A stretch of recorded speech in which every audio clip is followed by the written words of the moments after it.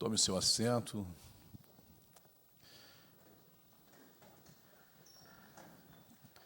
Eu quero externar minha gratidão a Deus, poder retornar à longínqua cidade de Uruguaiana, abençoada igreja que está neste campo, rever aqui o pastor Leandro, a irmã Ana, agora presidente desta igreja, também rever o pastor Agemiro, a irmã Juraci, amigos, de longas datas. O pastor Agemiro não é só um amigo, é um conselheiro também. Algumas vezes eu ligo para ele, ele me liga, e sempre tem uma palavra de Deus. E rever esse ministério também abençoado, o pastor Leonardo, que está aqui conduzindo essa reunião, permita-me, na sua pessoa, externar a todos os pastores, obreiros, esta querida igreja, Joabe, nosso pregador, aqui no estado do Rio Grande do Sul. Também a saudação que fui alvo com a minha esposa, irmã Andréia, minha namorada, e também agora o meu filho e a minha nora, que casaram no sábado, e estão aí apaixonados, E hoje eu vou dormir lá na sala, lá junto com eles. Estão meio nervosos, eu acho, não querem que eu fique lá. Mas então, meus irmãos, é uma brincadeira, viu, irmãos? Eu vou dormir no hotel aqui. Então, estamos felizes, chegamos agora, só chegamos, e já tomamos banho ali correndo e viemos para a reunião. O pastor Leandro nos convidou para estar hoje aqui, compartilhando uma palavra. Amanhã na Vila Júlia, e amanhã também a pastora Andréia vai estar aqui à tarde com as irmãs. E nós vamos estar até sexta de manhã, quando vamos para Santo Antônio das Missões, ministrar ali numa escola bíblica de obreiros, onde também ali o pastor Paulo Miranda, é um trabalho que eles fazem anual, e tem lá 300 inscritos, mais de 300. Vamos falar sobre um simpósio sobre pregação da palavra de Deus, e com certeza vai ser uma bênção. Abra sua Bíblia na carta aos irmãos da Galácia, carta aos Gálatas, capítulo 2. O pastor Leandro me deu aqui um texto que os irmãos estão estudando, estão dissertando, e eu quero também aproveitar para compartilhar com os irmãos, então, este capítulo e os versículos que me foram aqui passados pelo pastor Leandro. Gálatas, capítulo 2, vamos ler o verso 11 a seguir, irmãos. Vamos pegar aqui esta epígrafe, quando Paulo repreende a Pedro, e também vamos falar sobre a justificação pela fé em Cristo Jesus. Quem achou, diga graças a Deus. Quem não achou, diga escola dominical.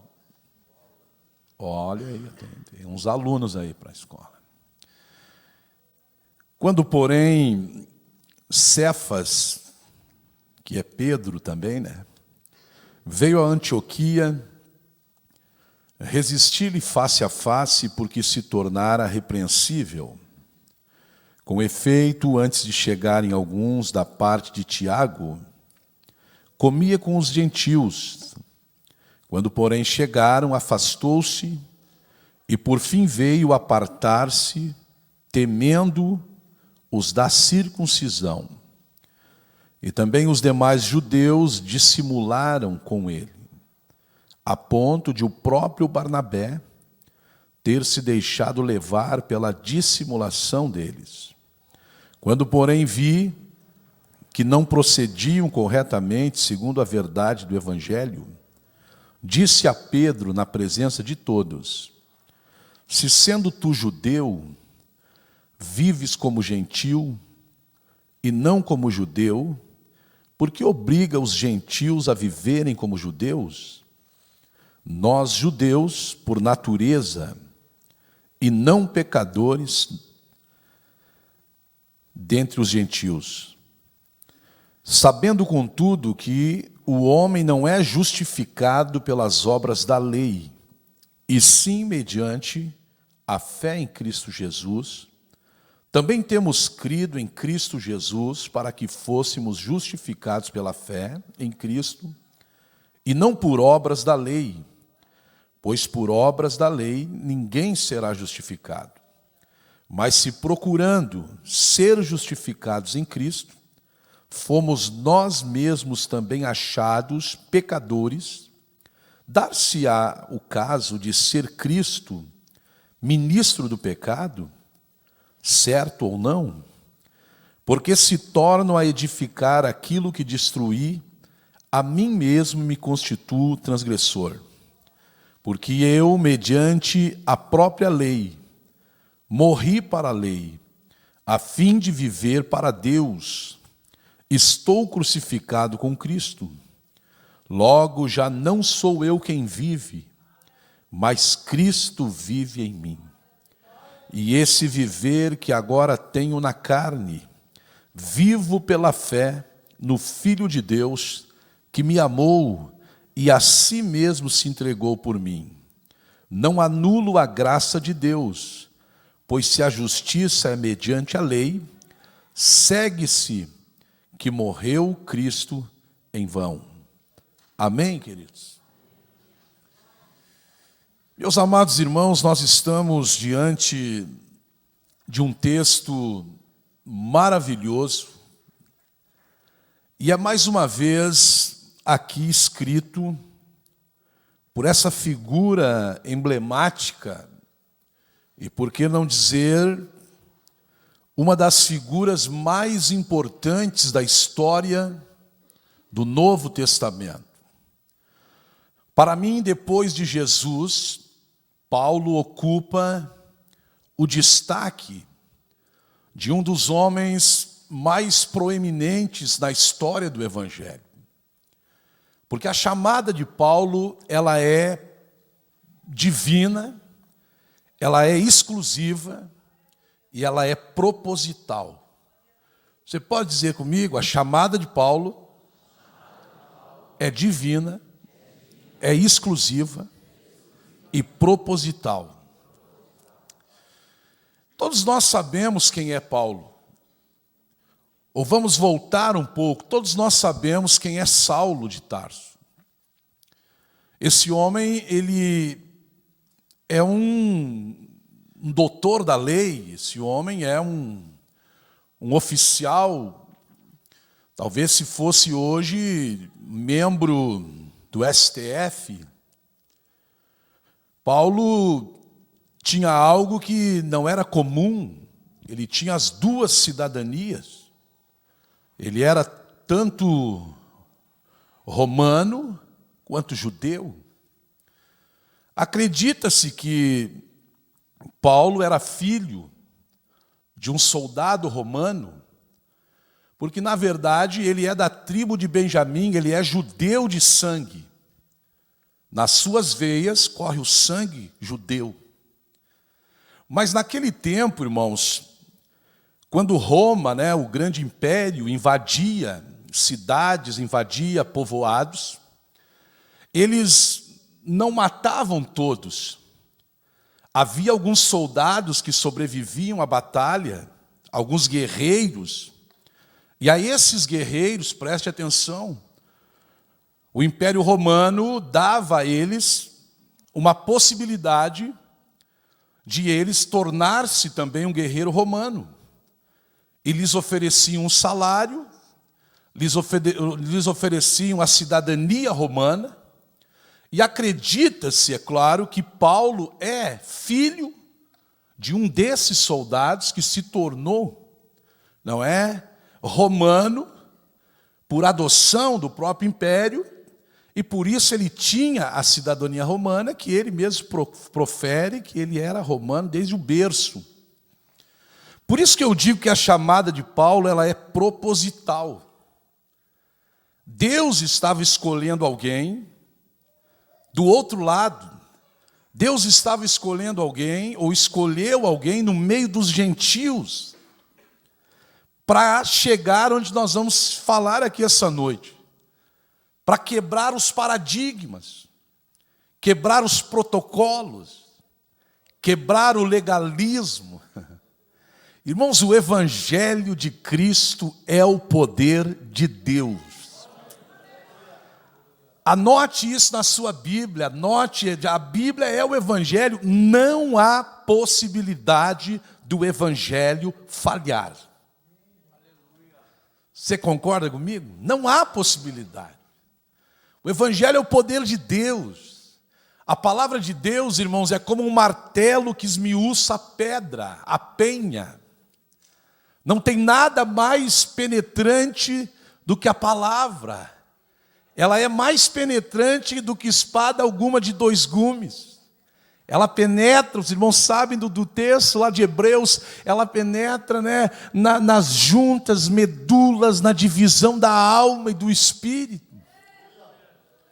Traga o melhor cirurgião de Uruguaiana, do Brasil, dos Estados Unidos, do sírio-libanês, coloque o ser humano aqui, né, desnudo, dê a ele o melhor bisturi, os melhores aparatos, ele vai chegar nos órgãos mais internos, ele vai cortar o ser humano, né, em todas as partes, vai chegar, né, numa mulher, lá nos seus órgãos internos, no homem, mas na divisão da alma e do espírito, irmão.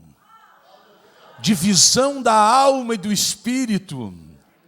A linha tênue que divide, não é o mundo espiritual do carnal, lá só a palavra de Deus é que chega. Por isso que o Evangelho é o poder de Deus, o Evangelho penetra, ele entra. É por isso que Jesus vai beber água num poço, tem lá uma samaritana, Jesus chega lá, e ele chega para a mulher, Jesus já chega chegando, diz, me dá um pouco de água. Ah, irmão, um judeu, primeiro que judeu não fala com mulher. E ainda samaritana. Aí ele chega para ela e fala, me dá um pouco d'água. A mulher olha para ele com aquela cara de deboche, mas quem é tu para me pedir água, judeuzinho? Jesus diz para ela, mulher, se tu soubesse quem te pede água. Aleluia. Aleluia. O Logos vivo estava ali, né? E a mulher desdanhando ele. Aí Jesus olhou, ele falou, se tu soubesse quem me pede água. Irmão, se ele quisesse, ele dizia, água, sobe aqui. A água subia. Aí Jesus disse, cadê o teu marido? Aí ela falou, eu não tenho marido. Aí ele falou, tu não tem porque tu já teve 5. E tu tá de romance com um 6º aí que não é teu. A mulher caiu, os butiá do bolso. Quem é esse homem? Como é que ele sabe da minha vida? O poder do Evangelho. O poder do Evangelho, irmão. O Evangelho é o poder de Deus. Aleluia. Sabe por que as nossas igrejas pararam de crescer? Porque a gente parou de pregar o Evangelho. Porque o Evangelho, quando essa igreja iniciou, nós estamos no ano do centenário, ele não era pregado nos púlpitos. Não era pregado em templos como nós temos hoje, em púlpitos lindos que nós temos hoje. Não, o Evangelho estava na boca dos crentes. Os crentes falavam das vitórias, dos milagres, das conquistas, das coisas que Deus fazia. Os crentes verbalizavam e a igreja crescia. Oh, quem pode levantar a sua mão e dizer, eu ainda tenho nos meus lábios o Evangelho de Cristo.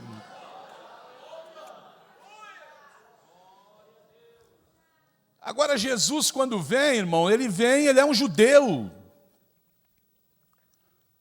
E ele vem para pregar para os judeus, mas a Bíblia diz que os seus não o receberam. Irmão, Jesus chorou tanto por esses judeus, irmão, tanto. Jesus, pastor Agemir, parece, olha, né? Parece a gente que lidera a igreja. Quem cuida de congregação aqui, levanta a mão. Quem lidera a igreja aqui? Lidera departamento, levanta a mão. Aí embaixo, quem dirige? Quando eu vejo Jesus chorando ali, quando ele diz assim, ô Jerusalém, Jerusalém, que mata os profetas. Tu mata os profetas e apedreja aqueles que são te enviados. Quantas vezes, diz Jesus, eu quis juntar vocês, como a galinha junta os pintinhos. Irmãos, como está difícil, não sei aqui em Uruguaiana, mas vou falar, aqui eu sei que é bom, é fácil, mas lá em Santa Cruz, pastor Leandro, como está difícil juntar as pessoas, irmão.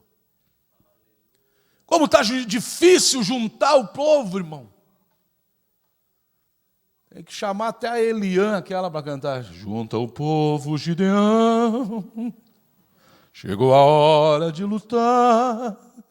Já veio aqui, Eliã? Ah, aquela mulher tem uma unção. Né? Por que Jesus chorou? Jesus dizendo assim, eu vou traduzir para vocês. Jesus dizendo, gente, quantas vezes eu quis juntar vocês? E vocês, me chamaram na pedrada. Vocês me apedrejavam. Vocês me escorraçaram. Jesus veio para os seus, mas os seus não o receberam. E além de não receber Jesus, irmão, o judaísmo tinha aquela prepotência de que o evangelho é nosso. A Bíblia é só para nós. Se fosse hoje, nós diríamos minha igreja, minhas regras. Minha igreja, minhas regras. O judaísmo era isto. E o que está acontecendo aqui no capítulo 2 de Gálatas? E os irmãos estão vendo aí. Primeiro, Gálatas não é uma igreja, Gálatas é uma região. E aqui nesta região, Antioquia da Psídia, Derbe, Listra, Icônio, Paulo desenvolve nessa região, irmãos, um ministério poderoso. E aqui acontece no capítulo 2 alguns impasses, alguns combates, algumas discussões. Porque se a gente vai analisar o ministério de Paulo, a gente vai ver, irmãos, que nem sempre o problema está na liderança. Porque o melhor pastor da história, para mim, o melhor líder de igrejas da história, Paulo, tem os piores problemas. Não vamos nem falar, porque hoje o assunto aqui é Gálatas, mas se nós fôssemos falar, pastor Agemir, de Coríntios. De Corinto. Que na igreja de Corinto, tinha um povo que dizia, eu sou de Paulo. Aí os outros diziam, não, eu sou de Apolo. Apolo é melhor, prega mais. Tinha outros que diziam, não, eu sou de Cefas. E tinha aquele quarto grupo, que é o pior de todos, que dizia, eu sou de Cristo. Pastor não manda em mim. Ninguém manda no meu ministério. Um dia um obreiro disse para mim assim, ninguém manda no meu ministério, varão. Ministério eu recebi de Deus, ninguém manda em mim. Eu perguntei, foi um anjo que botou a mão na cabeça do irmão? Não, foi o meu pastor. Então, meu irmão, alguém colocou a mão na tua cabeça. Quem está entendendo isso aqui? Irmão, a igreja de Corinto é a pior igreja que eu conheço do Antigo Testamento. Que igrejinha difícil, irmão. Complicada. Um dia Paulo chegou e disse assim, olha gente, Paulo disse assim para eles, eu só vou dar uma passadinha em Corinto aqui, Leandro, pastor Leandro. Depois eu volto para Gálatas. Um dia Paulo disse assim para eles, gente, estava aquela pastor Leonardo, aquela discussão ali, obreiros. Não, eu sou de Paulo, Paulo disse assim, olha, eu dou graças a Deus que eu não batizei nenhum de vós. Pô, irmão, o que mais a gente que é pastor quer dizer, eu tenho orgulho de dizer assim, batizei 150 em Santa Cruz. Tem uns grupos nossos aí da Cepadez, o pessoal bota, batizei 20. Naquele do centenário, né? Batizei 80, batizei não sei quantos. Todo mundo quer dizer que batizou. Paulo escreve, olha Paulo escrevendo. Gente, eu dou graças a Deus, está dizendo para os irmãos de Corinto, que eu não batizei ninguém.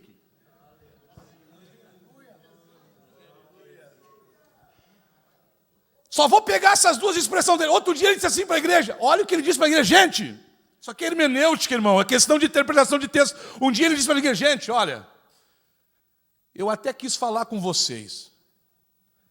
Ele falou assim, mas com vocês, ele falou, não dá para conversar. Ele falou, não posso falar com vocês como espiritual, tenho que falar como carnal mesmo. Está em Coríntios isso ou não está? Hoje é culto de ensino, amém? Ele falou, eu não posso. Ele falou assim, gente, ó. Ele falou assim, ó, como meninos eu criei vocês, eu estou dando leite para vocês. Você sabia, irmão? Você veio desse frio aqui, Deus te trouxe aqui para ouvir uma palavra essa noite. E não é porque eu estou aqui, se eu não tivesse, teria muita palavra, mas Deus me trouxe aqui com uma palavra para você essa noite que veio aqui. Você sabia que tem pessoas que não têm maturidade espiritual para ouvir certas respostas? Quando Abraão vai com Isaac para o sacrifício, o menino pergunta, pai, tem lenha, tem fogo, tem cutelo, mas cadê o cordeiro? Abraão podia ter dito, vou te matar. Não está preparado para receber resposta espiritual. Aí Abraão diz, ó, Deus proverá. Irmãos, a maturidade espiritual é um caminho a prosseguir. A gente tem que crescer na graça, no conhecimento.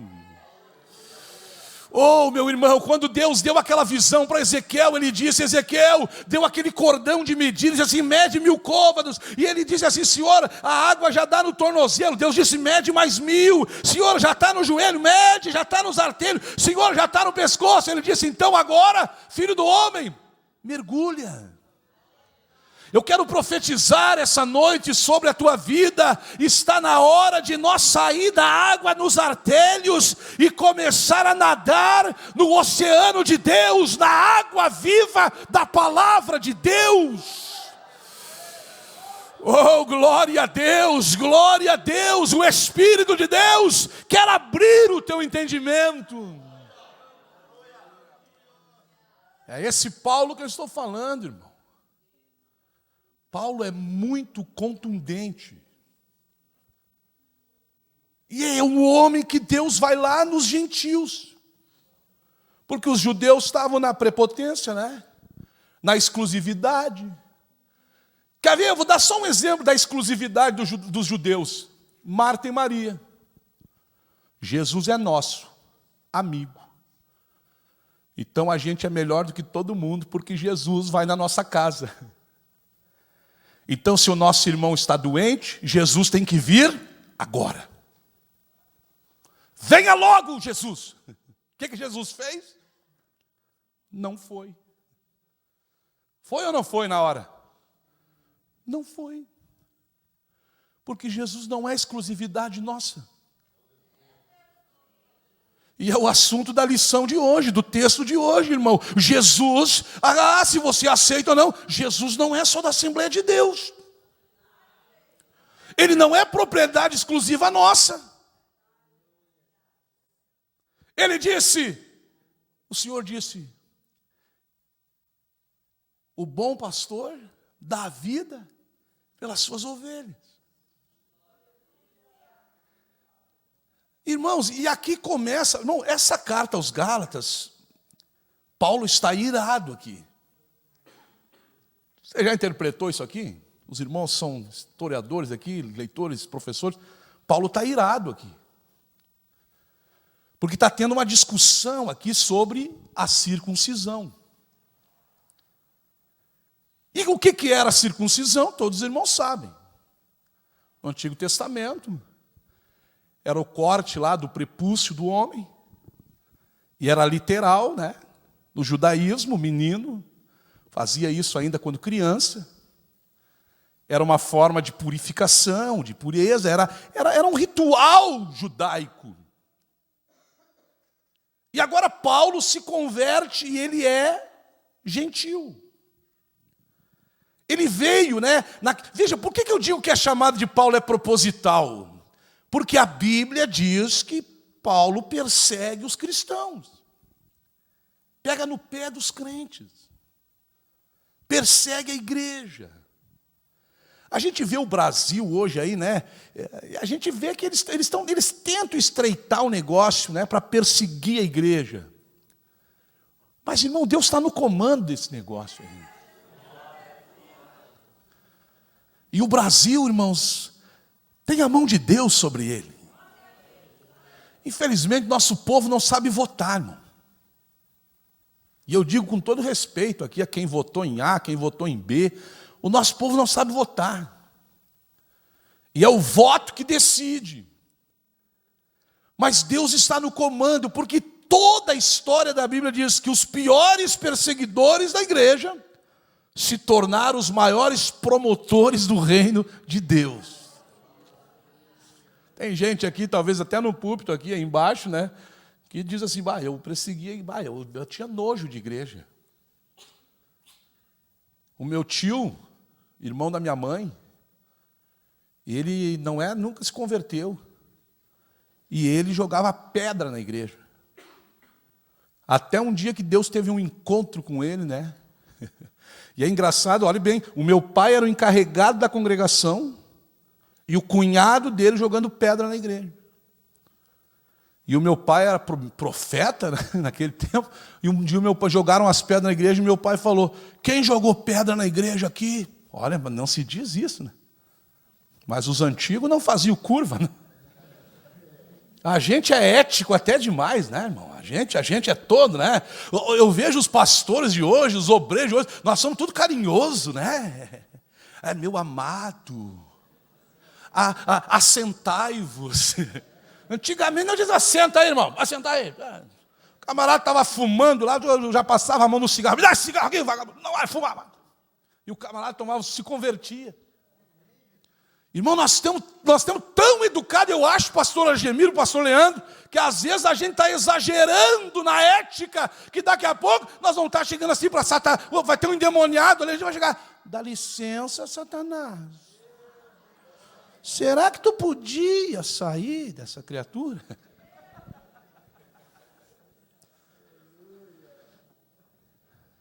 E o meu pai, irmão, falou assim, irmãos, falou para a congregação, irmãos, essa perseguição aqui da nossa igrejinha aqui, eu vou dizer uma coisa para os irmãos aqui, quem jogou pedra na igreja nós vamos descobrir. Vai aparecer essa semana aí com o braço quebrado. 2 dias está o cunhado dele com o braço engessado aqui. Perseguidor, irmão. Parece que Deus olha e gosta, né? Quando alguém diz assim, ai Deus, é esse aí. Assim é Paulo, ele é um algoz, ele é um perseguidor, ele é um exterminador de crentes, de cristãos. Ele prende, ele tem documento, ele tem autorização judicial, ele tem documento do Xandão, lá do STF, do Alexandre Moraes, vamos prender, jogar na arena, colocar tornozeleira. Mas chega uma hora, escute o que eu estou dizendo aqui em Uruguaiana. Há um tempo determinado para todas as coisas. E esta é uma igreja de profecias. E aqui nesse altar muitas profecias nasceram. Escute o que eu vou lhes dizer nessa terça-feira de frio. Está chegando o tempo no Brasil que Deus tomará as rédeas. Oh, irmão, eu recebo algo do trono de Deus aqui. Há uma graça de Deus aqui. Olhe para o seu irmão aí e diga para ele, eu ainda creio na palavra. Aperta a mão dele aí, faz ele tirar a mão do bolso, dá uma sacudida nele, diga, eu ainda creio na palavra. Oh, glória a Deus.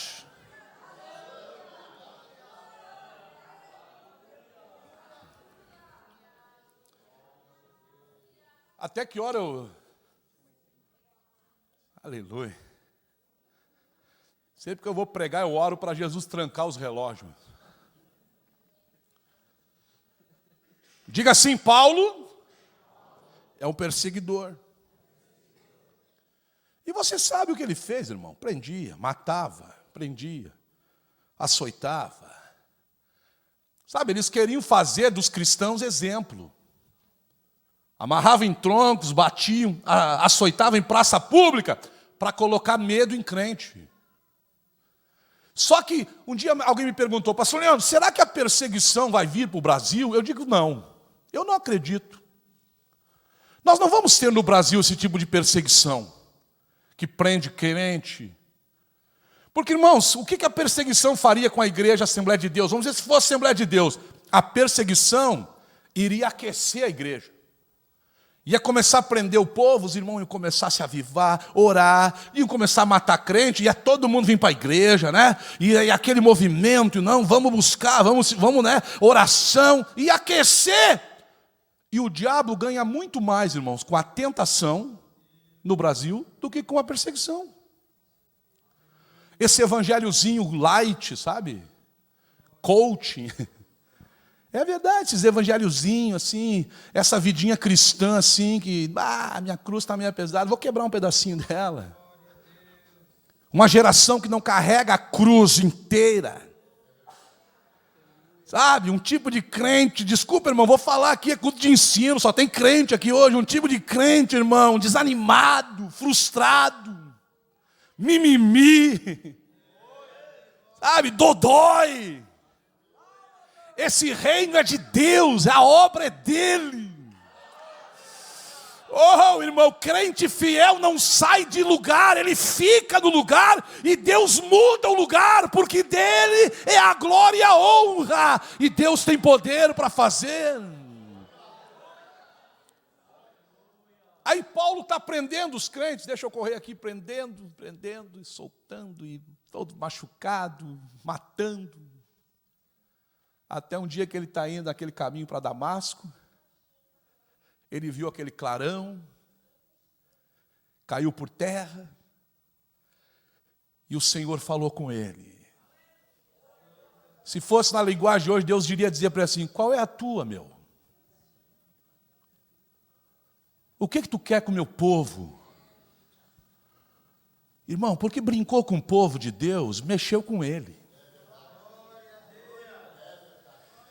Mexeu com o próprio Deus. Irmão, nenhum pecado praticado contra o povo de Deus e o seu Deus ficará impune. Eu venho com a autoridade do Espírito Santo aqui esta noite. Paulo tem um encontro, cai por terra, Deus deixa ele cego. Você já ouviu isso aqui? Imagina aquele homem, né? Imagina, Deus tocou na visão dele, irmão, irmão, desarticulou o homem, imagina, a pessoa não enxergava mais nada, 2 escamas nos olhos. Aquele homem feroz, algoz, né? Determinado, eloquente, boa escrita, letrado, estudado, aquele homem poderoso, agora está sendo arrastado por alguém. Tu podia me ajudar, me levar para um hotel que eu fico sempre hospedado? Onde é que é, seu Paulo? É na rua chamada direita ali, tem uma pousada. Mas o que aconteceu? Não sei. Foi, olha, o negócio dos cristãos aí.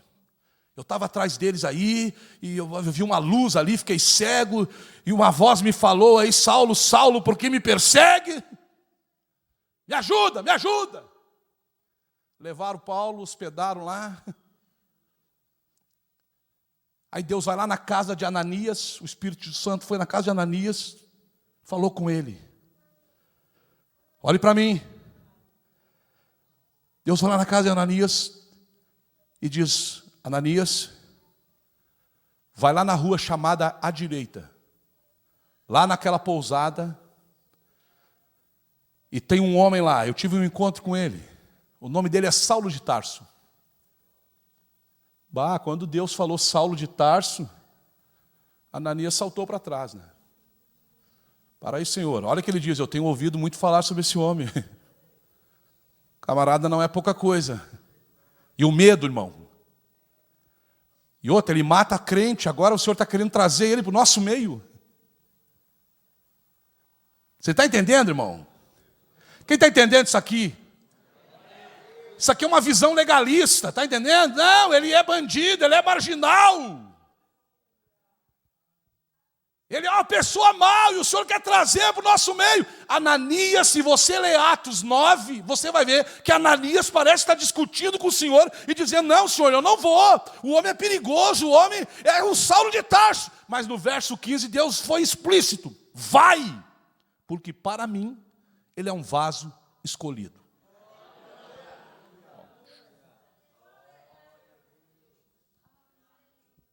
Deus está dizendo assim, a tua opinião não me interessa. Eu vou usar ele, e ele vai ser um instrumento para pregar a minha palavra, o meu evangelho, entre os judeus, não, entre os gentios. Irmãos, aqui é o Espírito Santo falando, dizendo, está na hora. Porque o evangelho não é só para vocês, a palavra não é só para vocês. E eu quero dizer essa noite, o evangelho não é só da Assembleia. O evangelho é ide por todo o mundo e pregai a toda criatura. Você quer me ajudar aí? Diga para o teu irmão, não é só para nós. Diga, não é só para nós. Irmãos, nós estamos como aquele pessoal que ganha uma bênção, ganha comida, ganha lanche, ganha cesta básica e come sozinho, não reparte com os outros. E tu quer ver gente abençoada? Olha para mim, irmão. Olha o botão ali, como é que está do casaco. Comecei a pregar aqui em Uruguaiana, era um pau de vira-tripa. Fiapo de aipim. Olha aí. E a Ana está rindo ainda, confirmando. Olha aqui. Deus cuida da gente ou não cuida, irmão? Esses dias uma irmã tirando umas fotos lá em Santa Cruz, ela veio para a nossa igreja faz uns 6 meses, ela falou, ela era da igreja batista, só alface e peixe, sem açúcar. Ela falou, depois que eu vim para a Assembleia falando para as irmãs, eu ouvindo, acho que eu engordei uns quilinhos. Falei para a irmã, tu quer emagrecer só na Adventista. Nem café tem, só cevada, nem carne de porco. Porque nós, irmão, Deus abençoa, Deus cuida da gente. Cuida ou não cuida, Isaac? Deus cuida da gente ou não cuida, irmão? Não é, olha, eu também, eu sou assembleiano da Gema. A gente é tão cuidado por Deus, tão abençoado, que às vezes a gente fica que nem Marta e Maria, Jesus é só nosso. Aí manda um bilhete, vem agora Jesus, agora, porque o teu amigo que tu ama está doente. Sabe o que Jesus disse para o mensageiro? Diz para ela que eu não vou. Meu Deus. Eu queria ver o bicão da Marta. Eu tenho uma irmã chamada Marta. Eu queria ver o bico da Marta. Meu Deus.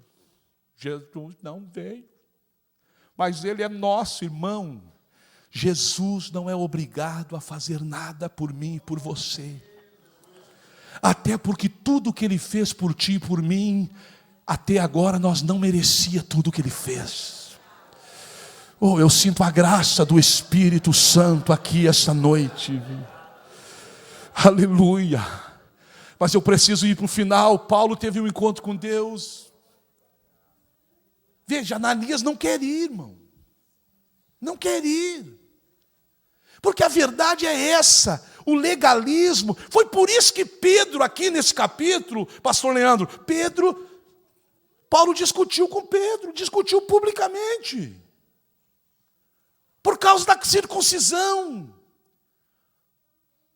Paulo está dizendo, gente, esse negócio, circuncidar, isso é da lei. Nós estamos no tempo da graça. Agora nós vamos excluir. Porque o que aconteceu aqui nesse capítulo? Rapidinho, irmão, desceu um grupo de fariseus. Os irmãos sabem disso, já leram. Um grupo de judaizantes. E começaram a espalhar no meio da igreja, na região da Galácia, o seguinte, olha. Os gentios estão aceitando a palavra. os gentios estão aceitando o evangelho. Estão dando glória a Deus com a gente aí, estão ouvindo a Bíblia. E espalharam o seguinte: mas se eles não se circuncidar, eles estão tudo no inferno. E Pedro comprou aquela palavra. Pedro foi no embalo. Quando a Bíblia diz assim que eles dissimularam, irmãos, eles começaram a colocar um veneno. Largaram um veneno no meio do povo. E você sabia, irmão, que em toda igreja, toda cidade, toda denominação, assembleia, não assembleia, irmão, sempre vai ter dissimuladores, espalhadores de veneno. Quem aqui já recebeu uma injeção de veneno? Não levanta a mão. Eu já recebi. Filho de crente. Hoje pastor e às vezes recebo ainda. Às vezes, quem já recebeu aqui, vou mais longe, uma injeção de desânimo. Tu está animado, irmão. Deus fez milagre na tua vida, tu está assim, ó. Tu está igual o Naamã quando saiu da água. A pelezinha lisa, tu está crente, irmão. Tu já está até aqui, ó. Está no corta-cana aqui, no giraia, no celular. Tu tá animado ali, tu está cheio da glória. Aí tu vai falar para aquela abençoada, tu vai contar para o abençoado. Ah, guria, tu não sabe o que aconteceu, tu vem cheio. Ah, meu irmão, tu não sabe o que Deus... Ah, e tu todo animado e a pessoa com aquela injeção de veneno. Mas não é bem assim, não. E aplica-te.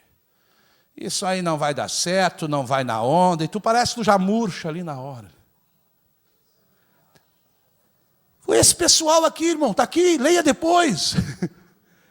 Eles vieram dissimulando, dizendo: olha, gente, quem não é circuncidado não está salvo. Quem eram eles? Os legalistas. E agora eu vou voltar mais um pouco, irmão. Jesus veio para enfrentar o legalismo. E ele prova isso quando pegaram a mulher no ato de adultério e trouxeram na frente dele. Vamos matar. Irmão, você acredita que tem crente que tem sangue nos olhos? Eu não acredito, mas diz que tem. Não, agora vão matar. Irmão, disciplina é remédio. Amém? Amém? Mas punição não é de Deus, irmão. Ele levou sobre si todas as nossas dores. Mas o legalismo, não, o legalismo quer matar, olho por olho, ela foi pega em ato de adultério. E eu acho interessante que trouxeram só a mulher, né? O homem, ninguém falou nada. Nem trouxeram o homem, ninguém falou quem era, nem a Bíblia. Mas uma mulher pega em ato de adultério, todo mundo com pedra, para cima de Jesus. Eu amo Jesus, irmão. Parece que eles vêm assim, Jesus está ali, como que ele diz assim: descasca agora, Jesus. Descasca esse abacaxi. Aí eles pensam: Jesus vai quebrar a lei. Jesus vai dizer: não apedrejem ela, mas a lei diz que é para apedrejar. Jesus se abaixa, diz a Bíblia, e começa a escrever no chão. E aí vocês que são doutores, aí me expliquem o que ele escreveu, que até hoje não descobri. Alguém disse que ele estava escrevendo os pecados das pessoas, não acredito. Alguém disse que ele estava desenhando o símbolo do cristianismo. Olha, Jesus desenhando, mas tudo bem. Ele fazia essas coisas. Um dia o cego chegou para ele e disse assim: eu quero ver. Ele cuspiu no chão.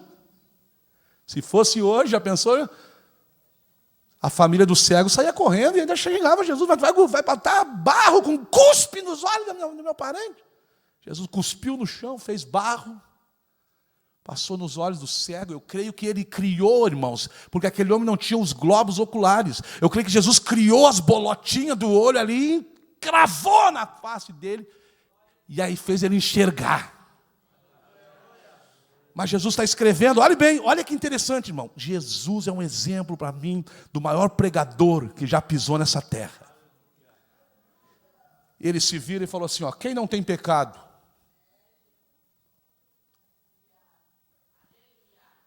Vocês são melhor do que ela aí. Quem não tem pecado, atire a primeira pedra.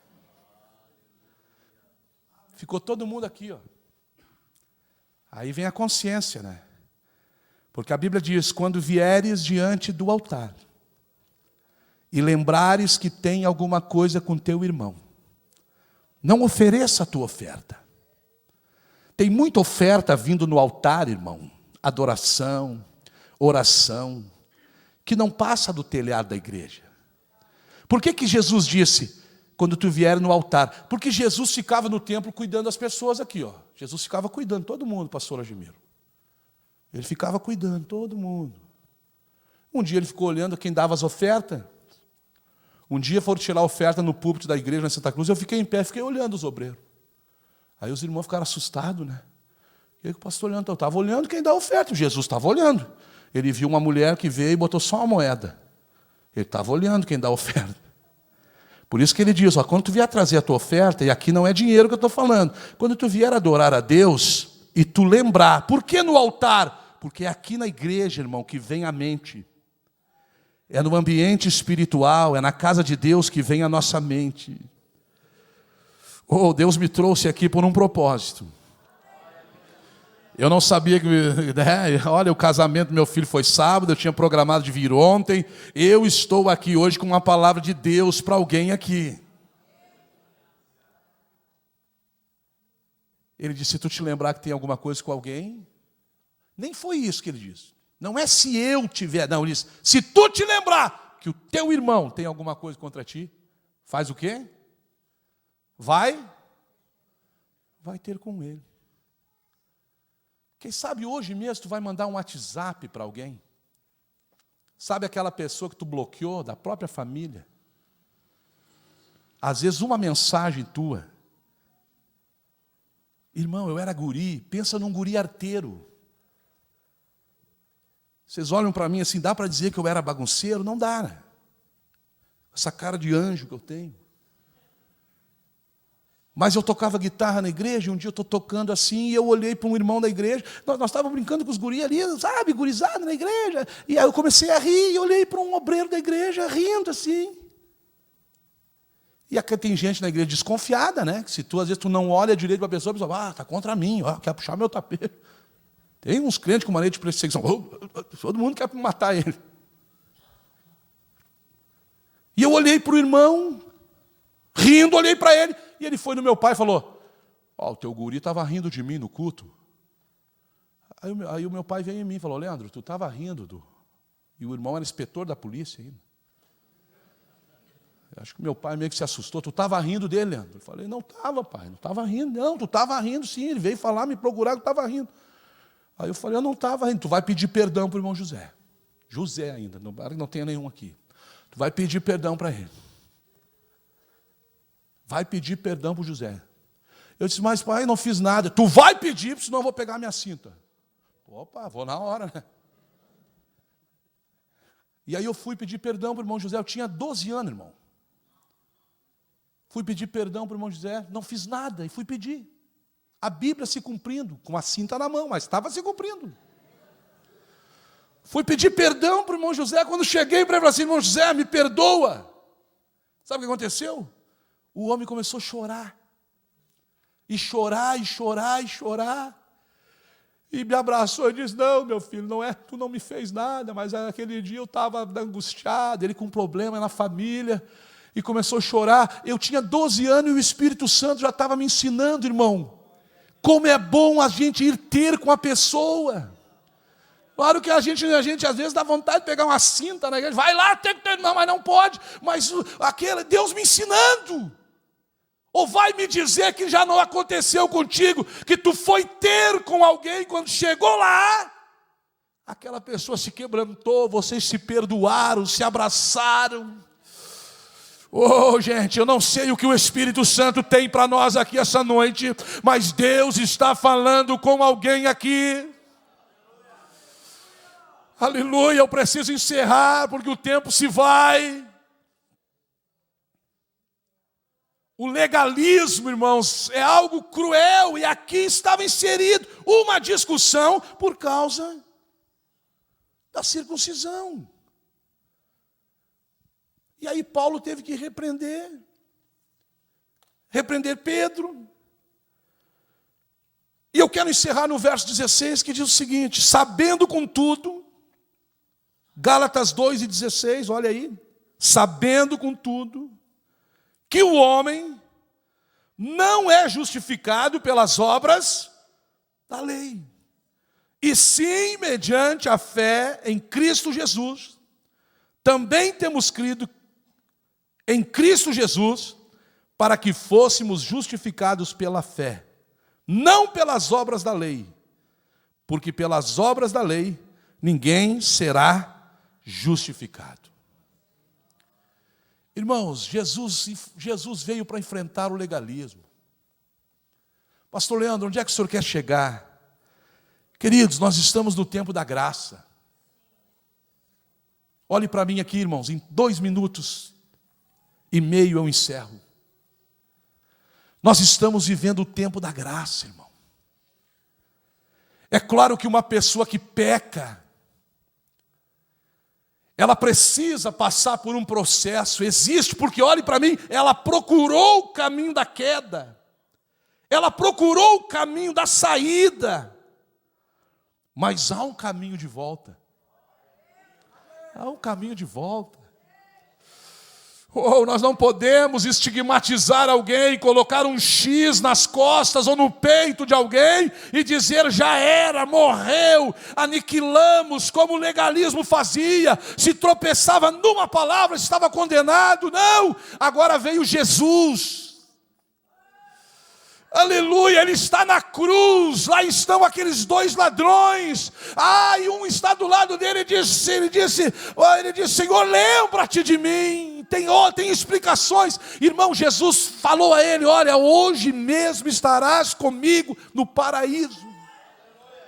A graça de Cristo, o sangue de Jesus que nos purifica de todo o pecado.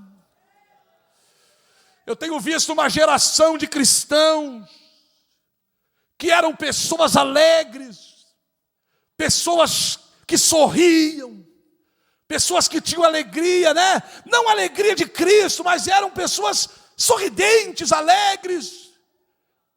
Vieram para o Evangelho, mudaram a sua personalidade, não sorriem, não se alegram, não vivem, não dão atenção aos filhos, não dão atenção à esposa, ao marido. O Espírito de Deus, irmão, a igreja, o Evangelho não é prisão, o Evangelho não é legalismo, o Evangelho é graça. Oh, aleluia, você quando veio para Cristo, a tua personalidade não muda, o que muda é o teu caráter. O que roubava não rouba, se prostituía não se prostitui mais, porque a graça, o sangue de Jesus te deu um banho, a graça dele, aleluia, é o que nos basta. Mas nós precisamos ter alegria na alma. O Evangelho é vida, o Evangelho é liberdade. É isso que Paulo veio trazer aqui no final desses versículos. Paulo está dizendo, gente, eu vim para o Evangelho por causa da lei, mas eu vivo é pela graça. Ei, irmãos, não é mais tempo de nós jogarmos as pessoas no inferno. Os dissimuladores aqui queriam desagregar e destituir do Evangelho uma nação inteira de gentios, simplesmente porque eles não queriam se circuncidar. Mas Paulo disse, a graça me basta. Aleluia, eu quero orar com vocês essa noite. Eu trouxe aqui hoje uma palavra bem simples, mas há algo que colocou Deus no meu coração. Eu estou numa correria desde sexta-feira, correndo com meus filhos, minha nora, casamento, Ficamos em Carazinho, um casamento civil, não me toque, festa, voltamos, fui a Santa Cruz, vim, olha, uma correria, mas Deus me deu esta palavra para esta noite, para vos dizer que vale a pena viver a graça de Deus. Oh, irmãos, a nossa igreja, eu sou apaixonado pela Assembleia de Deus, mas eu vivi tempo que eu vi pessoas ser jogadas no inferno, por causa de picuinhas, por causa de coisas que passam longe das Escrituras. É o que a Bíblia está nos ensinando aqui, que Paulo está dizendo, o que o Senhor disse: a minha graça te basta.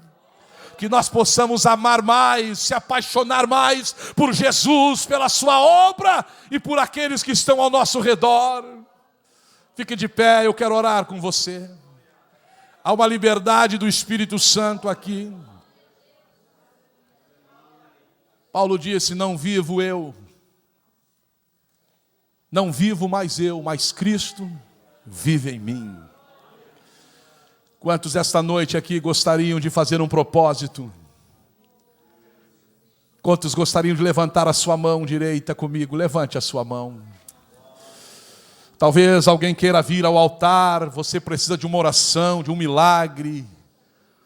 Aleluia, o Espírito Santo te trouxe aqui, irmãos. Uruguaiana precisa de você.